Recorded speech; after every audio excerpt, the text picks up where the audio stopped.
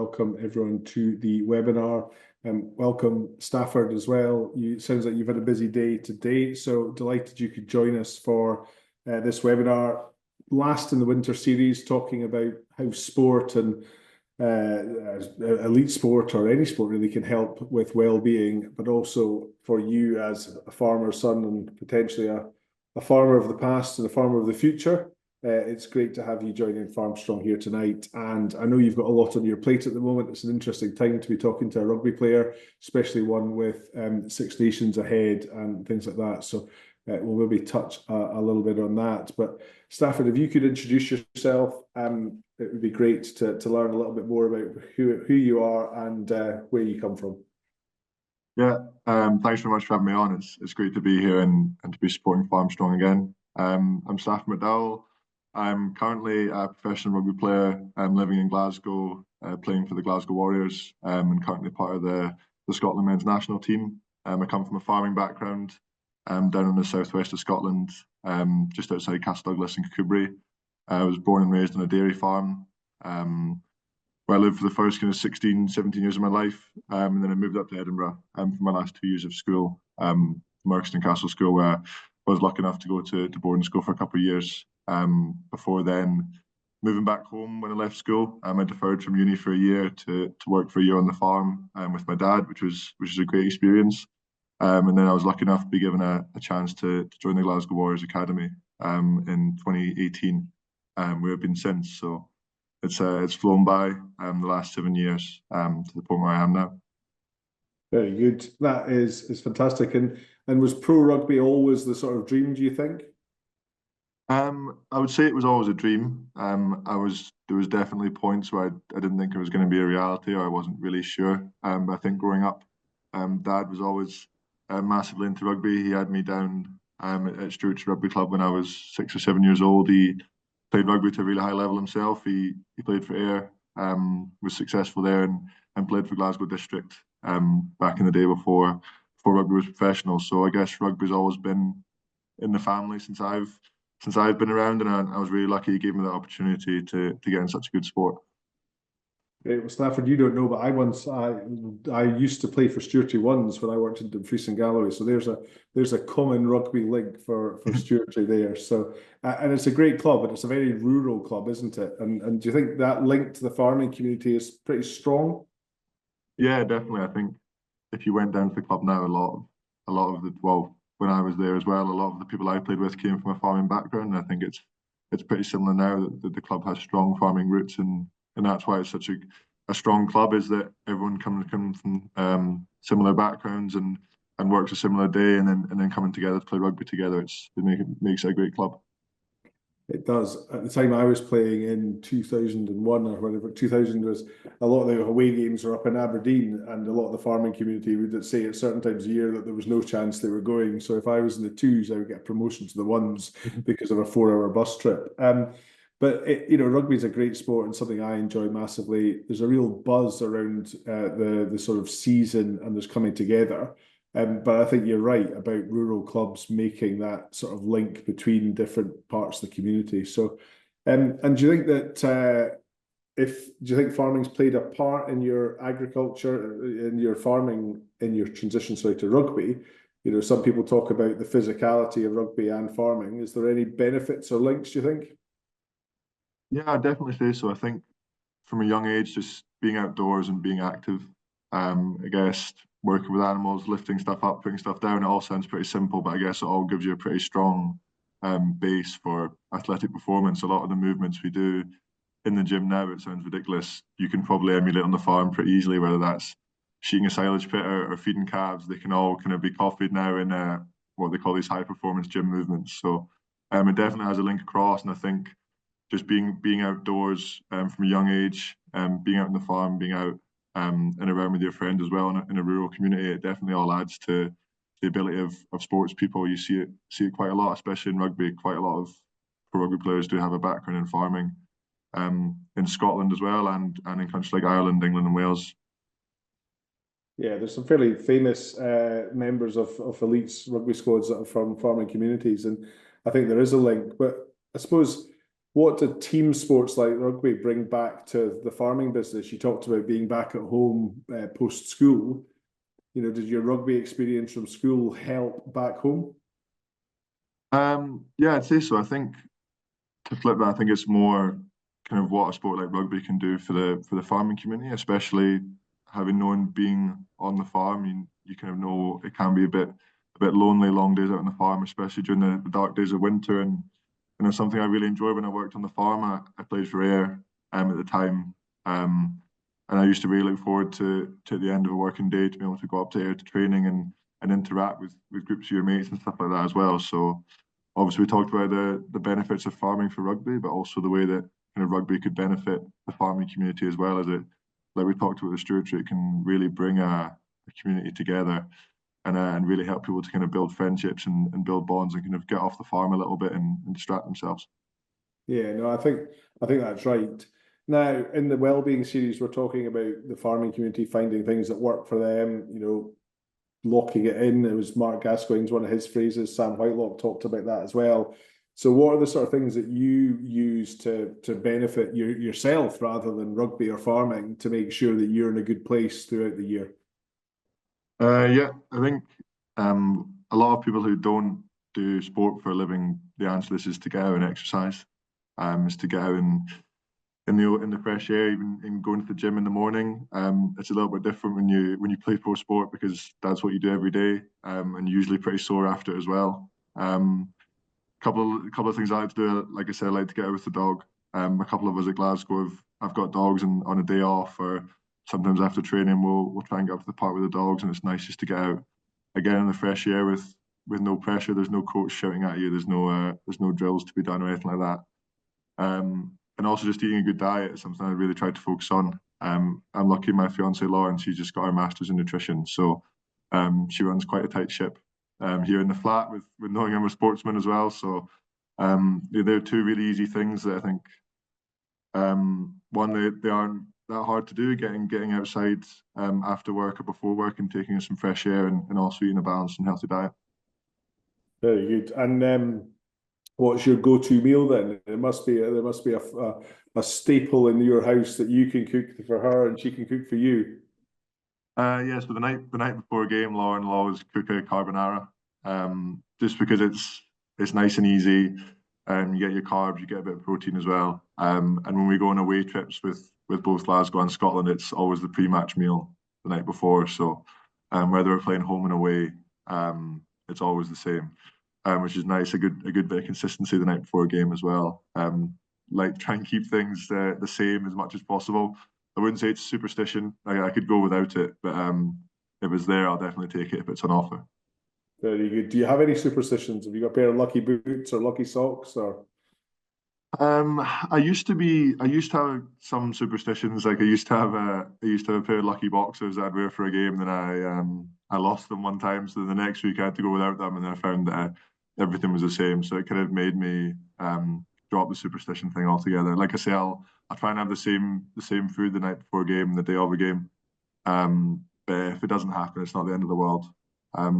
Like I said, I used to be quite big on it. I think tennis players are really big on it as well, but I read a thing in a book that superstitions are for the unprepared. So I kind of took that and I was like, I try to prepare the same way during the week every week and know in my head that I've done everything I can for a match, no matter what the match is. Then I don't really need any superstitions before it. It's one of those things, isn't it? A lot of people talk about that preparation and you know you've got your comfort, but it's also means you're in a better position if something does go wrong last minute. You know, you forget your special boxers, it doesn't derail your whole game. Yeah, definitely, and that's the thing that we're quite lucky. We get to work with some really good sports psychologists at Glasgow, both in Scotland, and a lot of the stuff they talk about is your preparation during the week. So that when it comes to game day, or no matter how big, if it's an international or if it's a pre-season game with Glasgow, then you do the exact same prep during the week. So whatever's thrown at you before or during the game, then you're ready to deal with it, and you know you can fall back on what you've done during the week. Yeah, no, and I think that's right, whether it be lambing or calving or harvest time, if a farmer can get themselves into a good place with their system, then, you know, when something breaks down, they know how to cope and react. And we talk a lot in Farmstrong about resilience, and it's about being able to to cope with those ups and downs, because it's not all good news. So let's talk about some of the good stuff. This time of year, what happens? You're in the Glasgow squad. You know that the Six Nations squad's getting a bit of a look in. Are you just waiting for Gregor's number to pop up on your phone as head coach of Scotland, or how does that all work? Yeah, usually actually you're waiting for one of the coaches that isn't Gregor, because unfortunately for him, because he's head coach, he usually gets the job before the people that aren't in the squad. So usually if you're in the back, it's usually Pete Horn, which is funny because I played with him for about 4 years at Glasgow. So he's a good mate of mine. So usually you're hoping for a call from Pete to give you some good news. And this year, thankfully, I got a call from Pete, which is good. It was a bit of a nervous one for me. Unfortunately, I had 3 or 4 weeks where I couldn't play right before the Six Nations. So it was a bit of a nervous wait to see if I'd be in the squad or not. But thankfully they backed me and I got a place in the squad. Good. Well, good luck as a Scotsman. This is obviously a key moment in the Six Nations, because all of our hope is here intact ahead of the game starting. So the best of luck from us all for what's ahead in the few weeks ahead coming. And you talked about that, it's good news when you get the call. How do you deal with when you don't get the call or you don't get picked, whether that be at, Stewartrade, Mercoston, Glasgow or Scotland? Yeah, it's something I do have quite a lot of experience with as well. Maybe I had a year and a half, 2 years at Glasgow directly post COVID, when I think I played about 8 games in 2 years. Yeah. And it's something that kind of at the start can bog you down quite a lot, especially with something you've not had too much experience with when you're younger, when you've come through age grade teams, when you've probably played quite a lot, and all of a sudden you get into the pro game and you don't play for maybe I think it was a gap of 7 months when I was fully fit and I didn't play. And I guess it's all about just at the time it was like you're a professional, you've got to learn to deal with it. So it was going to the coaches, what can I do to play? What can I do to get better? Why am I not getting picked? And then from there, taking that advice, trying to implement it into training. If you get sent to play any club rugby, getting to implement it into that, and then also just knowing that if your opportunity does come, you might get one game where you get a chance to play, and you've got to impress these coaches that haven't picked you for the last kind of 6, 7 months. So just knowing you're prepared for that opportunity when it comes. Yeah, that's a tough one, isn't it? Because that's a lot of pressure. You're thinking, right, I've only got 80 minutes and I know that they wanted to see this, but sometimes the game doesn't go your way and give you the opportunity to do the thing that they want to see. Yeah, definitely. Especially here in Scotland, you could wait 6 months for a game and then you could go out to play, and it could be 40-mile-an-hour winds and driving rain, and and they've told you they want to see an improvement in your kicking and passing game, and you're going, well, it's going to be hard to show it tonight. So yeah, but all you can do is be most prepared for the opportunity that comes by doing the hard work that gets you in that position to hopefully get a chance to play. Because I mean, there's some people that they get that and they don't get another opportunity, and then they might not get kept on at the end of the season. So just knowing that if an opportunity comes, and you have to be ready to take it. And you talked about club rugby there. So if you aren't playing for Glasgow, do you sometimes get allocated to a club and go and play on a Saturday?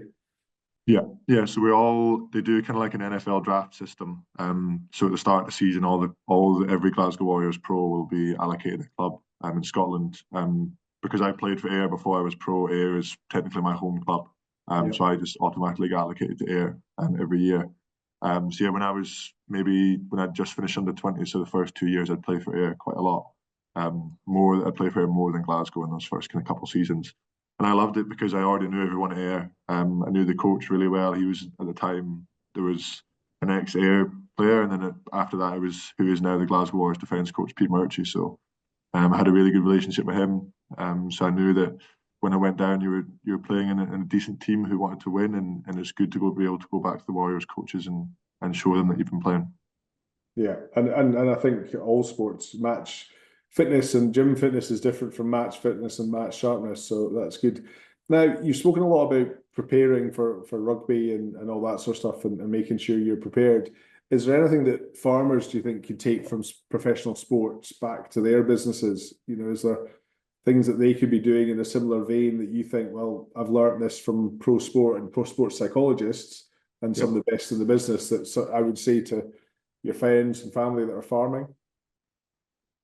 I'd tell you one thing from pro sport, potentially that I've learned a little bit as well, working with dad and looking towards life after rugby is like, for example, if we play a game at Glasgow and we play against a team and we really struggle to defend against that team, and we thought they're doing something really well that we're not doing, then they'll have no problem with looking at what that team's doing and learning from them, and potentially something I think maybe farmers could do is just looking at what other farmers are doing and discussing that and saying, having open conversations and saying, well, I've started doing this is working really well for me, I've seen really good results, and having those open conversations or being open-minded about changing what you do in order to get better results or make your life easier or make your staff's life easier.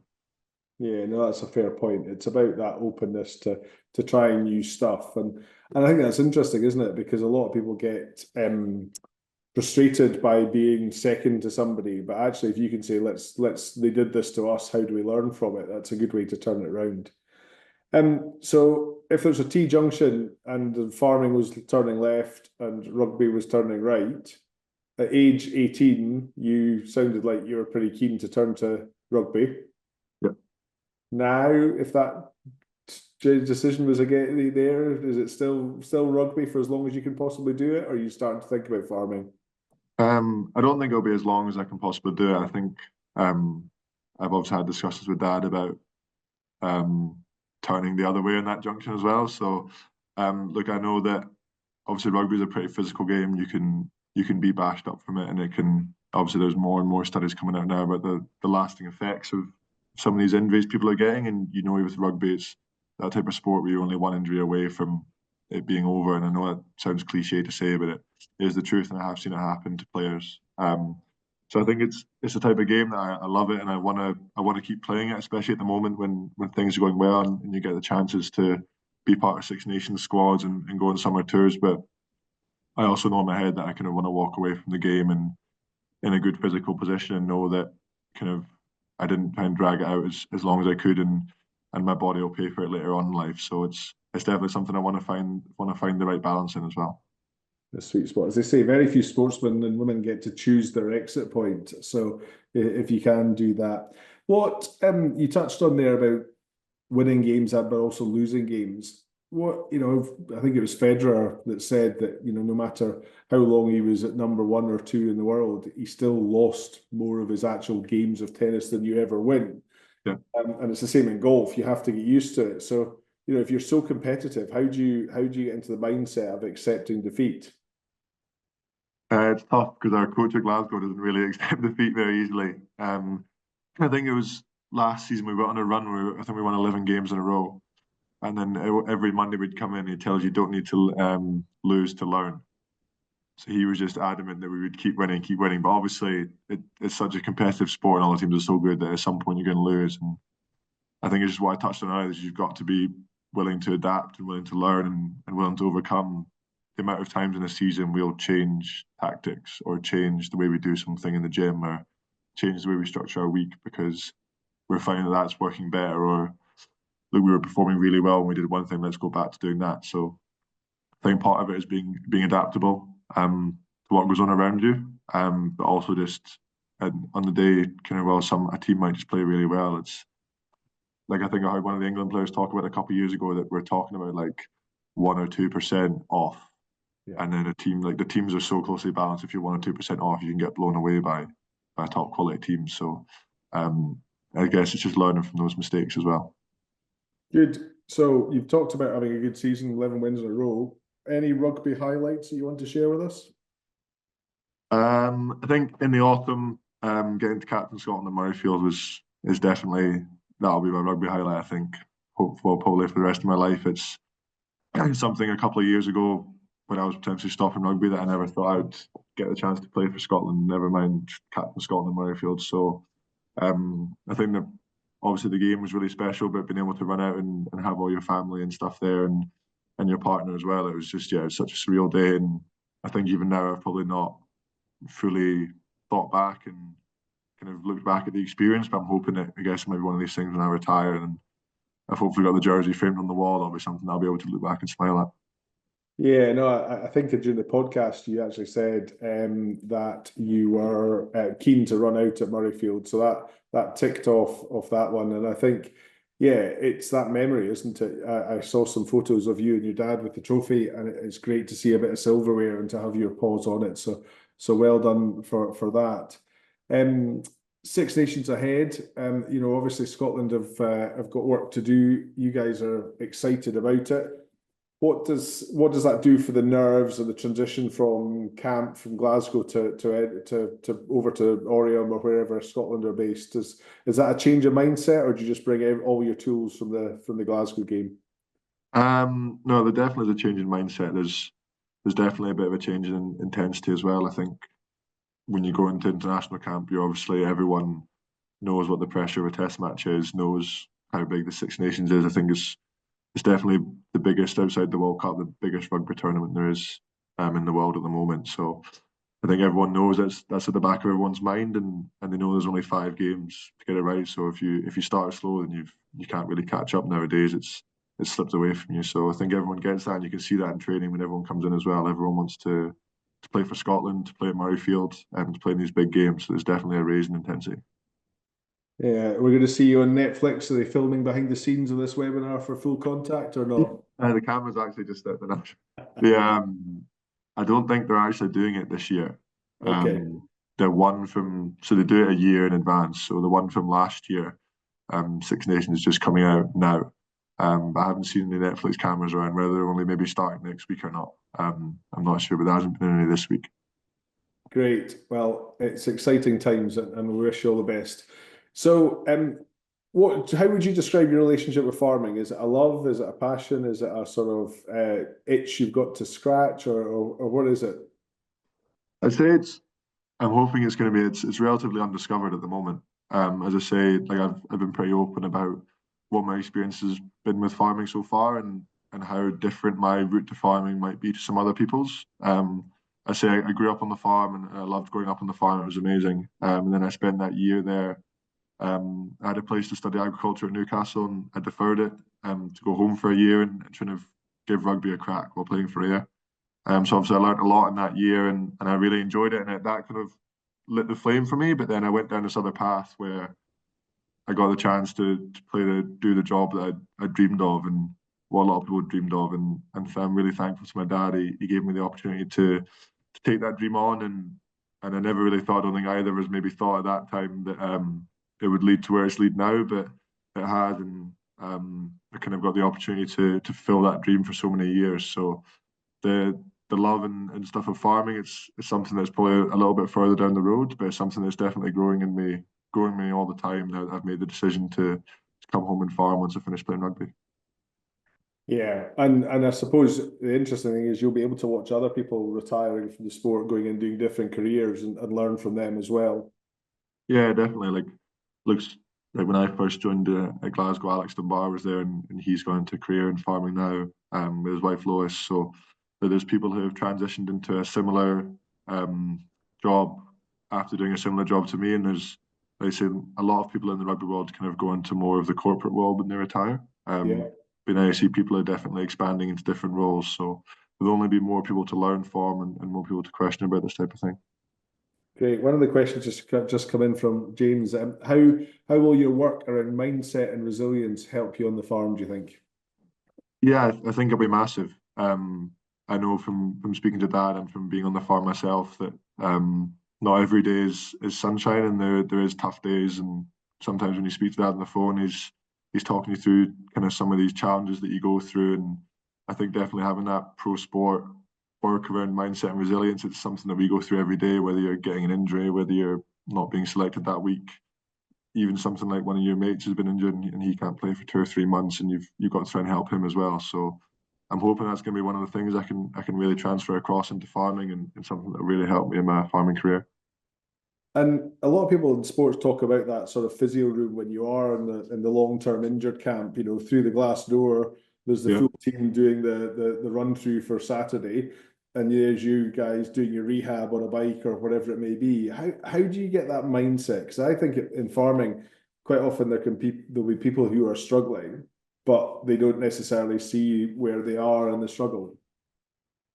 Yeah.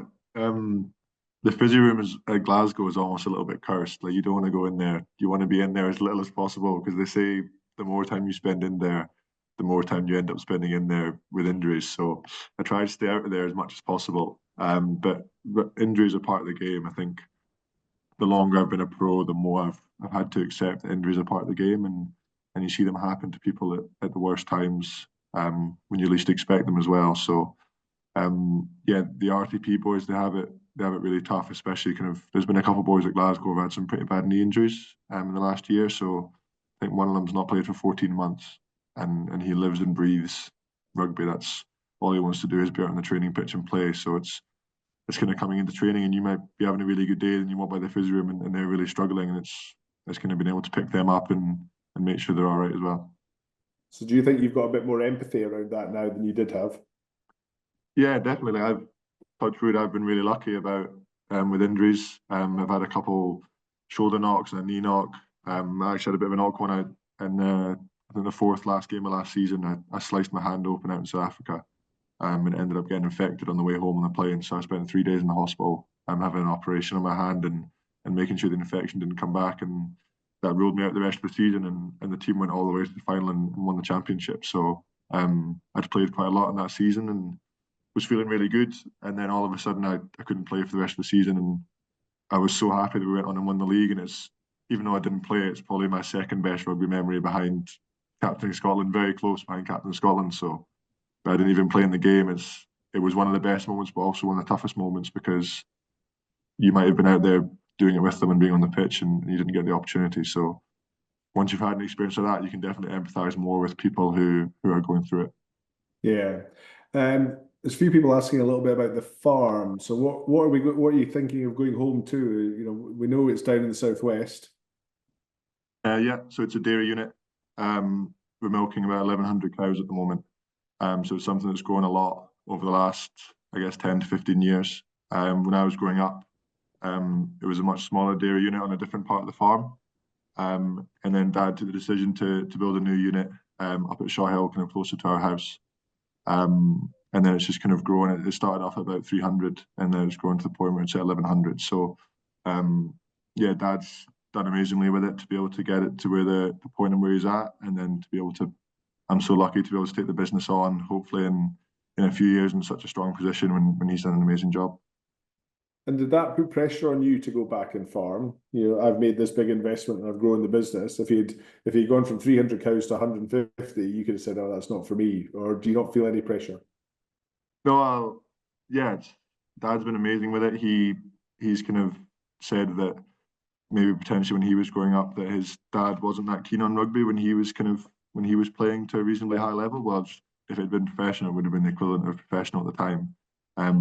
His dad was always more focused on him coming home to farm. So Dad was always said, "Look, if you get the opportunity to live out your dream and go and play pro rugby, I'm never going to stop you from doing it." And he's also, now that I've taken the decision to come home, just kind of said, "Look, to build this dairy unit in this way was my dream, and if it's not your dream, then the farm will be yours, but you don't need to continue it in the way it's been run." So like, he's been amazing and taking all the pressure, and that's definitely helped with my rugby as well, because if I was sitting up here thinking, planning all the time about what I was going to be doing when I got home, then it could potentially distract from what I'm doing in my current job. So yeah, I couldn't have asked for a better way to be able to kind of transition into farming life. Good. And talking to your dad, you talked about how he helped with coaching for a long time. Do you think that was an important part of his sort of well-being for being off the farm? I'm sure coaching junior rugby is not always good for your well-being, but was that something that he did to, you know, to have that balance, do you think? I think so. It'd be interesting to see his thoughts on it now. Looking back, he's been away from it for a while. I think he stopped coaching maybe, what would it be, 10 years ago now, roughly. So yeah, like, it was obviously great for me and him. We spent a lot of time together, kind of father-son time away from the house and away from the farm. He probably didn't like he had to pick up all my mates on the way to training, so he had a full. We used to have a big Volvo XC90. It used to be full with kids on the way to rugby training every Tuesday, Thursday. But yeah, I'd like to think he really enjoyed it and really enjoyed kind of the memories we made doing it. And also he also made some friends from it as well that he still knows now. And yeah, look, I'd like to think he enjoyed getting to do it. Good. Now, the question coming here, what do you talk about farming to your fellow players? Do you take them to the farm? And I suppose with a sort of education hat on, you know, do they know much about your unit or farming, or do you get the sort of daft questions while folk are lacing up their boots on a Tuesday afternoon?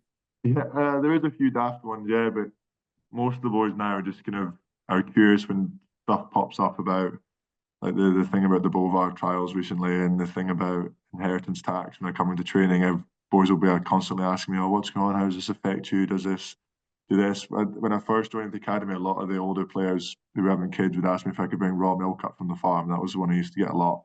"Oh, can you just boil it up and bring it up for me, please? I won't tell anyone. I won't tell anyone." So thankfully, we didn't do any of that. But yeah, no, most boys have an interest in it, and there's a couple of guys who we play with from South Africa who come from farming backgrounds, so it's nice to chat to them about kind of the differences between farming culture over there and farming culture over here, and their plans for after rugby as well. Cool. No, that it's interesting, isn't it? Because actually, you're in an environment where people know and trust you, but they know you're a farmer, so they feel comfortable to ask those questions.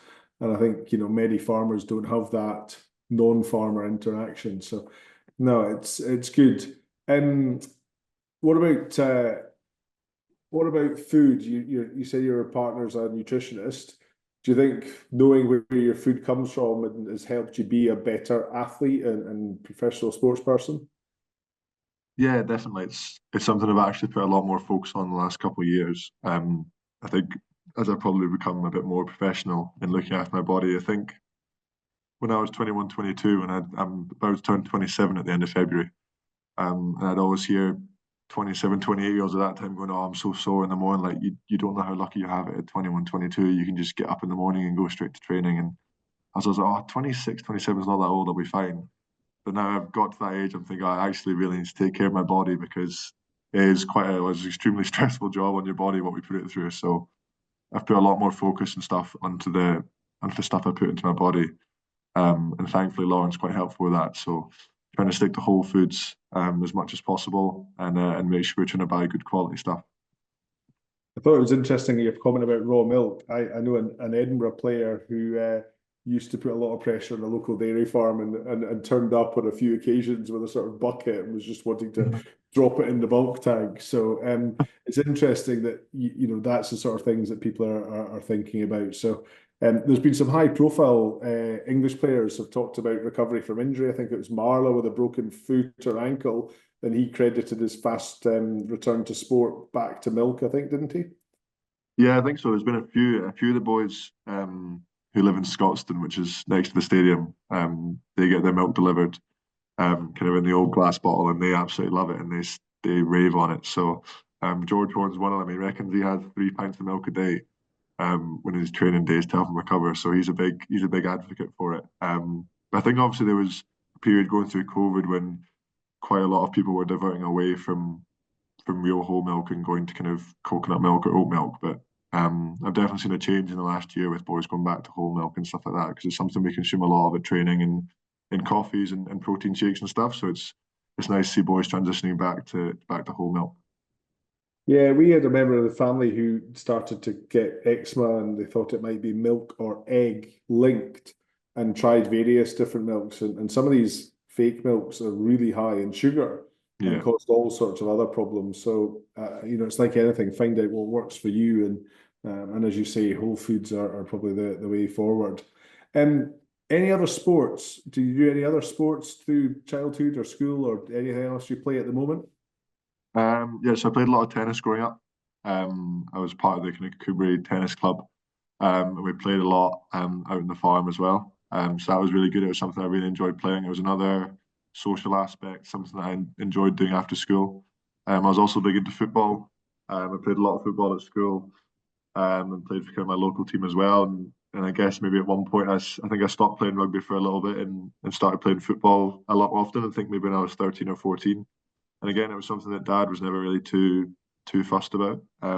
He would kind of just as long as I was out playing sport, I think he always knew deep down that I would come back to rugby eventually. But yeah, I think they're two sports that have obviously needed good hand-eye coordination to play, and they're things that have definitely benefited me in my rugby career, especially football. Um, and then one of my parts of my game is I'm a good kicker of the ball, and it's something that definitely developed a lot from playing football and in that left foot that I've got. So yeah, I wouldn't change anything in terms of what I'd done. In terms of sports I wish I'd played golf.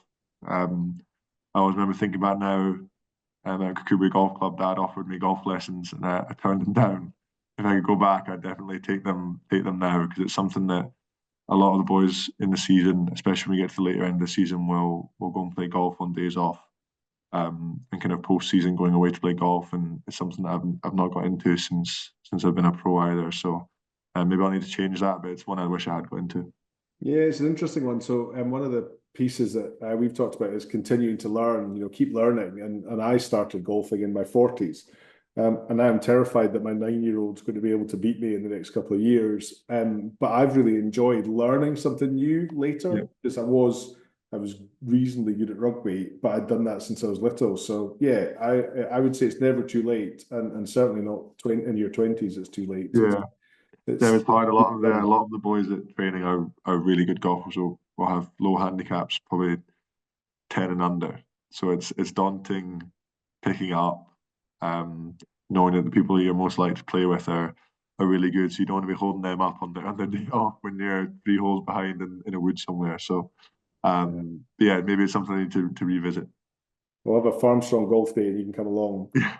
So Stafford, you've been very generous with your time tonight and on the podcast and at other times. Why do you want to be engaged with Farmstrong? What makes this an attractive use of your time, especially given the pressure you're under at this time of year? Yeah, I think I guess when the charity reached out and when I found out more about the charity and what they're trying to do, it's something that actually resonated with me. Both as a pro rugby player and from that year I spent working on the farm, kind of when I was out of school, and that was my main focus. Is you realise that farming can be a lonely life, and it can be a struggle, and it's not all out on the farm on a sunny day, walking around the fields with animals. It can be stressful, and it can be cold, and it can be lonely, and then transferring that up into a pro rugby career, it's not all running out on a Saturday night with fireworks going off and people cheering. It's long cold days out on the training pitch, injury, non-selection, kind of coming home and being tired and sore and stuff like that. So I guess that's things the charity are looking to promote and help people understand that that's okay to feel that way, that it's not all going to be laughs and sunny and having a good time. There's going to be times you're going to have to deal with hardship as well. Yeah, and I think all of us have got different things of what we need to do to look after ourselves, and that's whether that's being a farmer, a crofter, or a professional sports person. We enjoyed hearing from Sam Whitelock. Obviously a international like yourself, long career, but at times he was just desperate to get back to the farm and get away from the pressure. But he also accepted that there were different pressures that he didn't have as a sports person. So it's interesting. I don't know if you can. It's about getting balance. Yeah, definitely. I suppose for me, we all talk about getting a break, and I think you're using the farm as get a break from rugby, but then other people might be using sport as a break from the farm. Yeah, no, it's interesting to see. That's the thing. It's when you work out for a living, it's almost tough to find out what you can do to get away from it, because a lot of people choose working out as their release and their way to exert energy and get away from it. But if you've worked out all week and then you've got a game you've got to be fresh for on a Saturday, you can't take your mind away from things by going for a run or going to the gym, because that's what you've been doing the whole week. So like I said, it's important to have to other ways and ways that suit you, have been able to kind of find that release and get rid of some stress. Yeah. And how do you check in on yourself? So you've obviously got sports psychologists, you've got a nutritionist partner, you've got other people looking out for you. How do you keep track of your own sort of mood and feelings? Yeah, I think it's just something I try to just keep an eye on every day, how I'm feeling. And like I said, going back to earlier, it sounds mundane and it sounds boring, but I know if I'm eating well, I'm getting good amounts of sleep, I'm doing my training well, then generally I'm mentally going to be in a really good spot, and I'm going to be okay. It's when I start to slip from that routine, and maybe you'll have a couple of nights where you don't get a good sleep or you don't eat well, and it all sounds like really basic stuff, but those little things all add up to overall good, I think, a good mental health and a kind of good base to push off from. Yeah, so get the basics right, and then everything else can flow from Yeah, there. I think the consistency of it as well. It's kind of, you are what you do every day. So that kind of stuff of, if I do that every day, then like I said, I know I'm going to be in a good spot. Very good. So you love rugby. What do you love about rugby? I love the camaraderie of rugby. I love the fact that we kind of just, especially with Glasgow Warriors, you maybe the squad's 45 people pulled from all over the world, and then you manage to find this perfect balance where on a Saturday you're all willing to go out on an acre of grass and put your bodies on line for each other, and the kind of brotherhood you build from that. And it's something I think I'll keep for the rest of my life. Is like they say, Warriors, once a warrior, always a warrior, and it's definitely true. You see people who have left the club always miss the club, always want to come back to the club. I mean, people who have signed for different clubs usually end up coming back at some point in their career to come play for Glasgow Warriors again. So, and our coach Franco Smith always talks about, like last year in the run into the final of the league, he said that this is the kind of thing in 30 years' time you'll be on a WhatsApp group with everyone in this room and you'll still talk about when we went and we won the league or when we did this. So remember when that happened. So I think for me, I talk about a lot is with my rugby, I want to make memories that when I'm on the farm, I look back, I can be really proud of and really happy that I achieved those things. So yeah, I guess just the camaraderie and the mates you make along the way. Good. What do you love about farming? I'm not really sure yet, to be honest. When I was home, I guess I loved getting to be part of the family business and feel like I was carrying that on and contributing to what we've done as a family and on our family farm, which is our home. At the time, I loved getting to work with my dad. I loved getting to be at home. I like working with animals, especially dairy cows. So it's something I've still got to do a lot of delving into what I'm going to love. But again, I think like we talked about, a lot of the links between that and rugby are similar.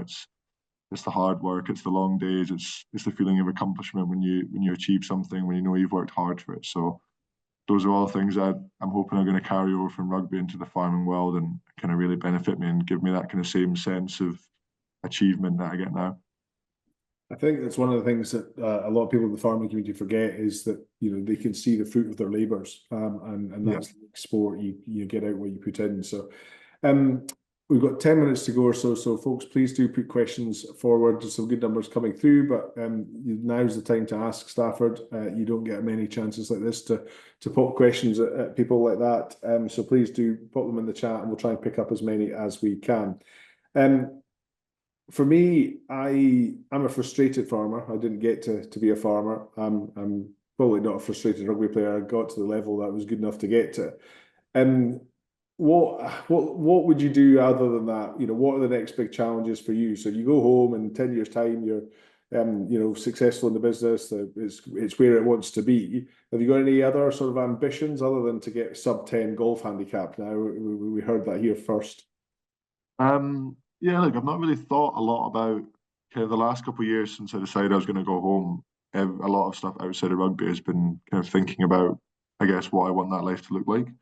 I guess one of the main things will be is like I just want to be happy and I want to be enjoying it. And like we talked about, I want to be in a good space with my mental health and make sure I'm in the right place for kind of me and my family as well, whether that's kind of my family, my dad and my sisters, or me and Lauren and whatever kind of family we have at that kind of point. So I think people obviously you'll know with farming that it kind of take over your life a little bit as well. It's a full-time job, 365 days a year. So at the moment, my mind's kind of on once I finish rugby, how do I take control of that? So I'm in a good spot that I can do that to a really good standard. I've not really thought too much about outside of rugby and farming really.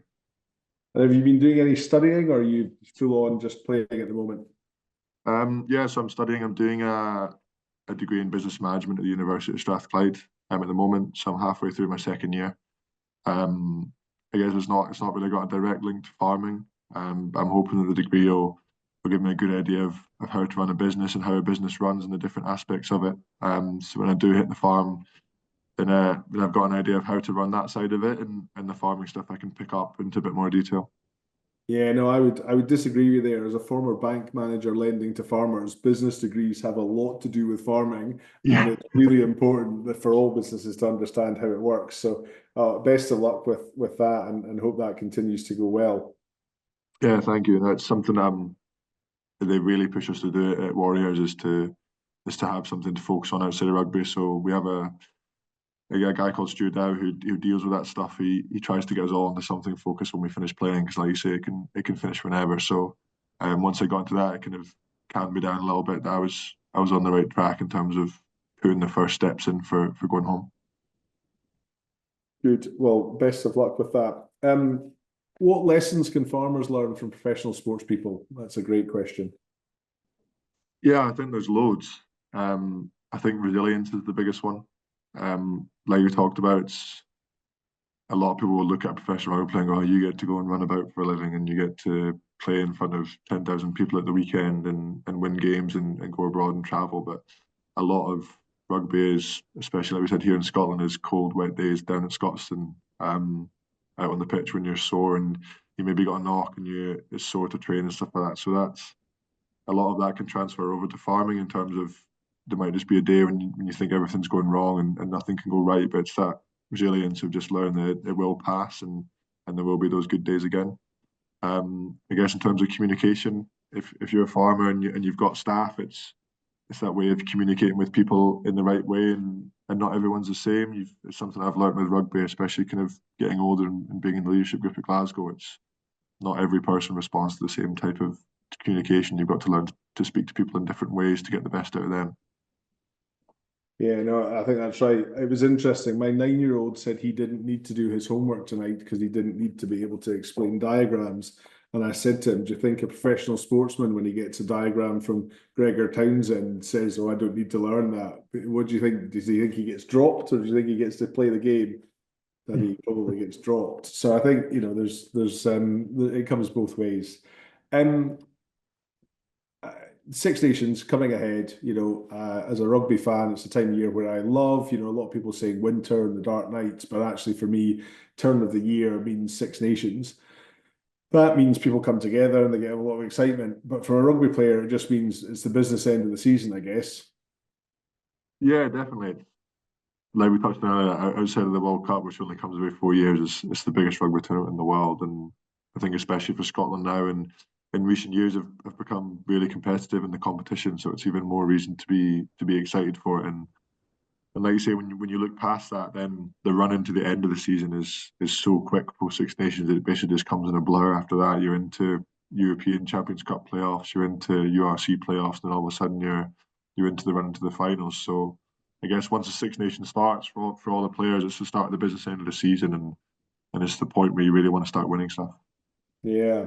Now, this season is a different season as well. There's an extra dimension to every international playing this season for the UK because they're starting to think of a red jersey as well with the British and Irish Lions tour back end of the summer. Obviously, third week in June, you would normally be at the Highland Show, but do you let your mind wander to a little trip to Dublin for the first Lions game and then being on the flight plane to Australia? I think every player's grown up in the UK will always dream of one playing for country and two playing for the British Lions. As you get older in the professional rugby world, it's that you realise everyone's at such a high standard, and maybe the dream is a bit further away than you think, and then all of a sudden you get a chance to be in a Six Nations squad, and it gets a bit closer. So yeah, you'd be lying if you wouldn't say it would add an extra bit to the Six Nations with boys who've been on the tour before and boys who are pushing to be on the tour for the first time, going at it 4 months before the tour squad's picked. So yeah, definitely adds something a bit extra to the competition. Yeah, but we've seen this week with news from the Scotland camp that injuries can come at any time. You can be on form. So, and you've talked about being surprised when there wasn't a contract available to you. I think you talked earlier about resilience, and it's just being able to cope with those ups as well as the downs, I guess. Yeah, like it's something I touched on before we came on live. It's when I became a professional rugby player, it was one of those things I'll just be able to do it till I don't want to do it anymore, and I'll be able to keep getting contracts and not in an arrogant way, but just in you love it so much and you enjoy doing it. You never really thought about it being taken away from you, and injuries there as part of it. But in terms of not being given a contract, you don't really think about that side of it. Then all of a sudden, that was just landed on my lap that I potentially wasn't going to be kept on at the Glasgow Warriors. So it's something I had to deal with in a short space of time, and like I said, Dad was really good, and he let me know that the farm was there to go back to if it wasn't there as a rugby journey. But then all of a sudden, 2 weeks later, I was offered a 1 year extension on my contract to stay and give it a shot for another year. So it was a tough 2 weeks in the middle of all that, some tough conversations with myself and with my mates who are at the club who obviously wanted to see me stay as well. So thankfully we got through it and put it behind us and managed to push on from there and achieve some of the things I wanted to. Good. It's a bit about perspective. Your dad saying the farm's here if you need it. That's great. But also a bit of context from other people and then saying, you know, I'm going to try and make this work. So thanks for sharing all of that. Claire Dickinson's reminded us that Sam Whitelock last year talked about how he exercises while brushing his teeth. I think that was for his proprioception, a habit that he does every day. Are there any habits you could give to us to be better at what we need to be doing that you've developed? I don't exercise when I'm brushing my teeth. That's for sure. I like to. That's usually just before I go to bed. My eyes are just about closed at that point. Any good habits that I have? I think if I was thinking about this today actually, and the other day when I finished playing, what will I do exercise wise? So I've obviously spent the last 10 years of my life pushing my body to the absolute limits, trying to get every drop out of it as possible. But when I retired, do I keep going to the gym every day? Do I keep working out? I think at the end I was like, oh, it'll just be something that works for me. I think that's the main thing when you're looking at this mental health, and you've just got to find the stuff that works for you. And whether for Sam that was his proprioception improved when he was brushing his teeth, but I think that for me might be 2 or 3 gym sessions a week and staying and eating healthy. But in terms of good habits, that'll probably be what I look to do when I retire. Great. Stafford, that has been fantastic. We've really appreciated hearing from you, especially in the run-up to Six Nations. There's all the people on this chat, on this webinar tonight, and all the people from the farming community in Scotland will be keeping an extra special eye on those Six Nations fixtures to see how you get on. So all the best for that, and watch the spaces for that part of the business season and also for the later on in the league campaign. These sports linked webinars are all on the Farmstrong website, which is farmstrongscotland.org.uk. We've got the Sam Whitelock one, and we've also got Isla Mackenzie, which was a great one from F1. So please do take a look at that, as well as our resources. The whole point of Farmstrong is about finding things that work for you to have better well-being, better physical well-being, mental well-being, to be able to be in a good place to run your farm or croft. We've heard some great examples from Stafford about how he looks after himself to be an elite sports person. And I think, we can all aspire to improving our standards of health and well-being, maybe not to the highest levels of physical fitness that you are, Stafford, but thank you very much for that. And you've also recorded a podcast with us, Stafford, which was great. And I know that's still available on the website as well for people to follow up. So we promised we'd finish on time. We've got about 30 seconds to go. So any final reflections for Farmstrong Scotland viewers for health and well-being? Yeah, I think I talked about in the podcast about just don't be afraid to share your feelings and with your friends and the people around you. It's something we've developed quite well at Warriors, as we're a pretty open group, and we're happy to discuss with your mates if you're having an up day or a down day. There's nothing wrong with doing that and getting your feelings off your chest. I think when we talk about a problem shared is a problem halved. So if you can do that and share your issues, you'll often find there's an easy solution to them. Yeah, no, I think that's a really good sentiment to end on, Stafford. Thank you very much.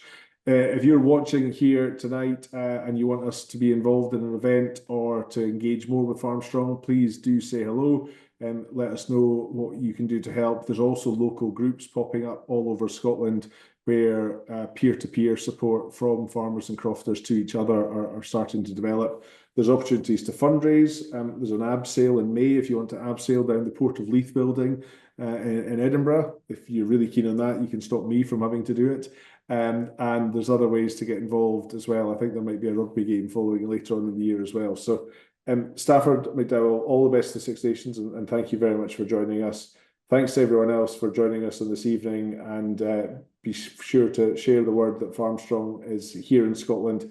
These podcasts and webinar seminars are on the website as well as all of our resources. So thanks very much and good night.